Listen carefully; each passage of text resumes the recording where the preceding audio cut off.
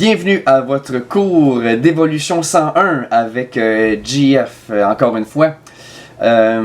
Donc, effectivement, on va encore une fois parler d'évolution. Je vous invite à découvrir toutes mes autres capsules fascinantes et controversées si vous ne l'avez pas encore faites. Mais cette fois-ci, là, je crois que le débat va être un peu moins, comment dirais-je, suscitera un peu moins de controverses. Le débat sera moins chaud puisqu'on va aller, oui, dans un processus évolutif, mais un processus évolutif dans un univers qui touche à un processus fictif. On va parler, si vous le voulez bien, de l'évolution des zombies. C'est quelque chose qui me tracasse depuis un petit bout de temps. J'ai récemment commencé finalement à regarder The Walking Dead, et même avant de commencer à regarder ça, j'avais déjà cette idée-là en tête. Et je vais partager ça avec vous. Donc, cette discussion ne sert strictement à rien. Hein. J'ai eu des propos qui pouvaient s'appareiller à ce que le Doc Mayou avance, mais vous n'entendrez jamais le Doc Mayou parler de zombies. Ça, c'est vraiment une discussion qui est purement pour le plaisir. Mais vous allez voir que on peut faire une analogie avec le vrai monde, hein, puisque les principes qu'on va observer ensemble aujourd'hui, c'est tout est logique, tout se tient. Donc il y a sûrement une analogie qui est possible à faire dans d'autres processus évolutifs de la vraie vie. J'en doute pas. Donc, l'évolution du zombie. Bon, qu'est-ce que c'est ça? Qu'est-ce que j'entends là-dessus?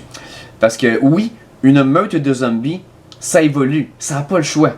C'est ça que j'avance et je vous explique pourquoi. Prenons le tout début, hein, le tout début d'une infection zombie. T'en as un. T'as un zombie. Et le zombie, lui, dans la vraie vie, avant de mourir, c'était un être humain qui avait des capacités. Hein? Il y avait un âge, il y avait une condition physique, il y avait une santé, tout ça. Donc, et quand il devient zombie, quand il est, mettons, frais fait, là, quand il vient tout juste de virer zombie, ben, il y a encore beaucoup de ces capacités-là. Un peu moins. Parce que là, il est rendu comme ça, là. Mais il est pas encore rendu pourri qui tombe en morceaux, là. Il est encore en chair et en os, même s'il est un petit peu plus magané.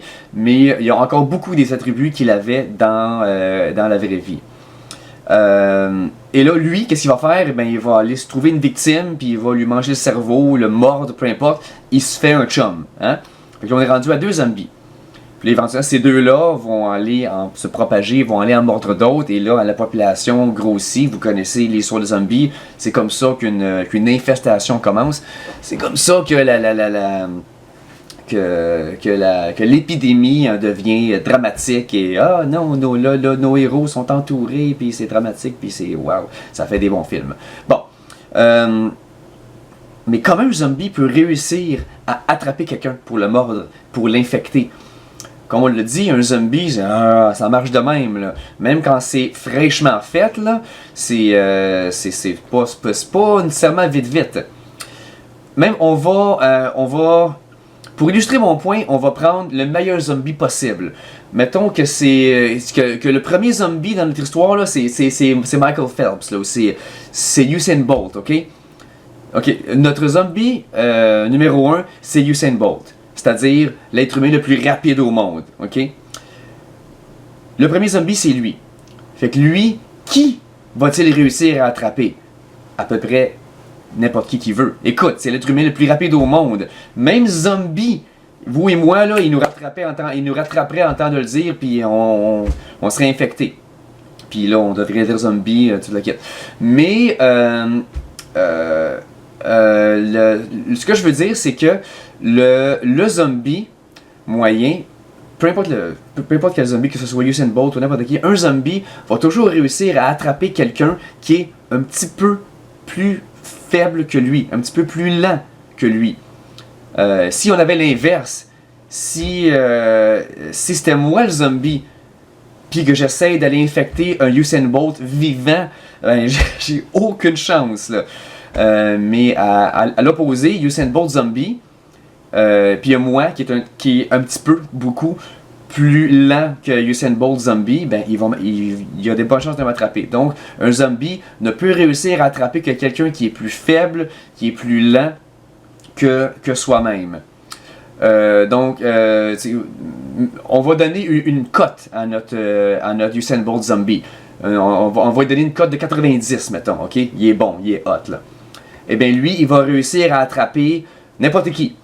Même des 80, même des 85, il va attraper ça. Bon, mettons que Usain Bolt, il attrape et il infecte un 80. Mais là, ce 80-là, il devient zombie, fait que déjà, il devient un peu plus pourri, il tombe à 75, mettons. Puis là, on a un 90, puis un 75. Les autres, ils vont chasser. Mais là, regardez, là, on a deux zombies. Avant, on avait un 90, là, on a deux, 90 et 75. La moyenne est quelque part entre les deux. Fait que déjà, le bassin de population des zombies, la moyenne vient de baisser. Puis là, notre zombie à 75, là, lui, il sera pas capable d'attraper un 80-85 comme lui-même était.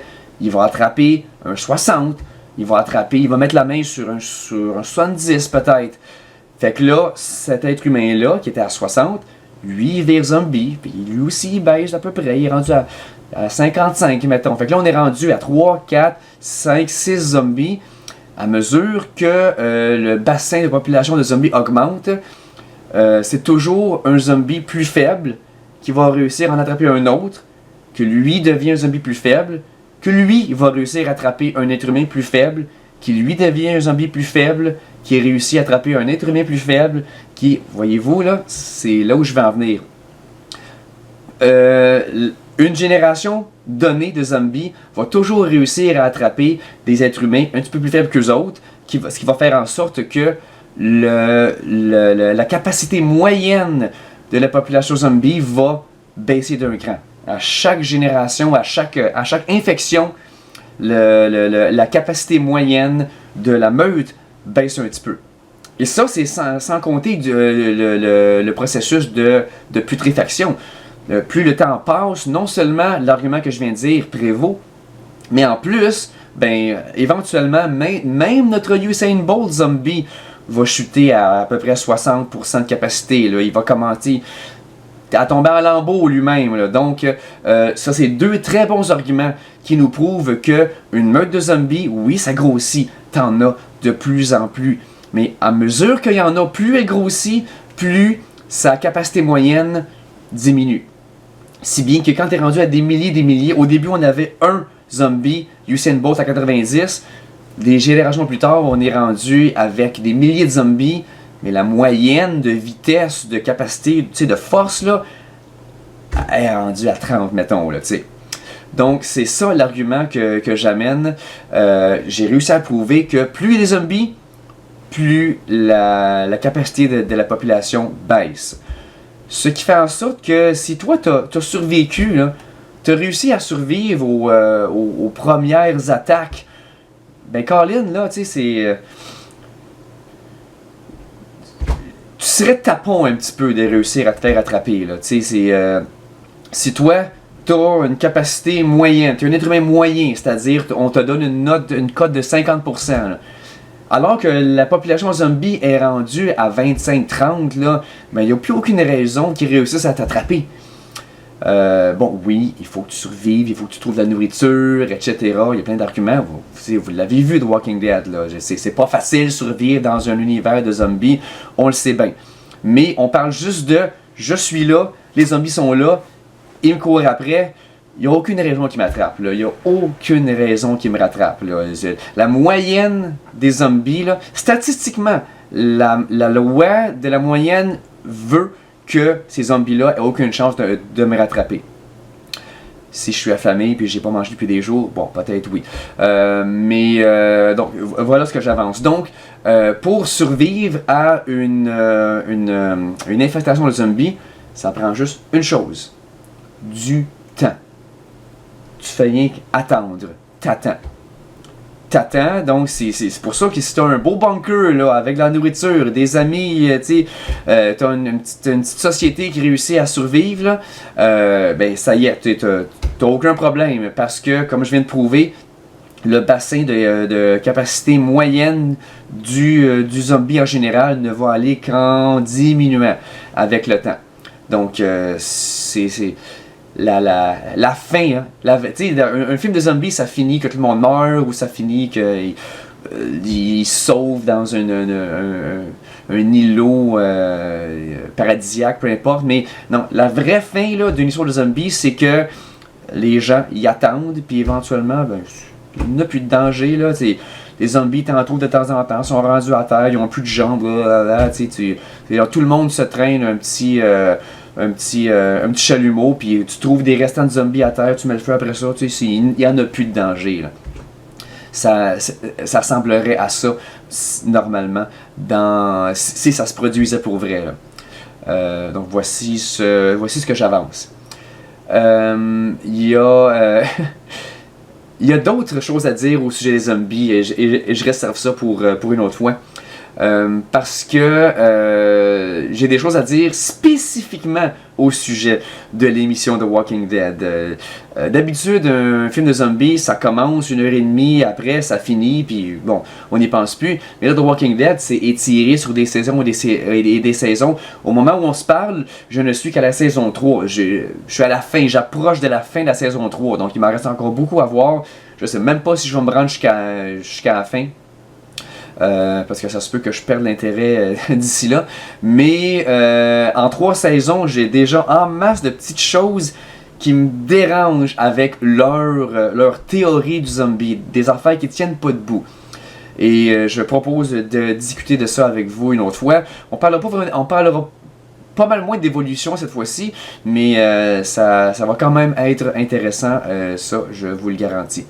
Donc j'espère que vous avez apprécié cette discussion sur l'évolution tout à fait fictive du zombie. Mais voyez-vous que quand on comprend l'évolution, quand on aime ça, quand ça nous passionne, on peut appliquer ça à plein de sauces différentes, incluant des sujets fictifs.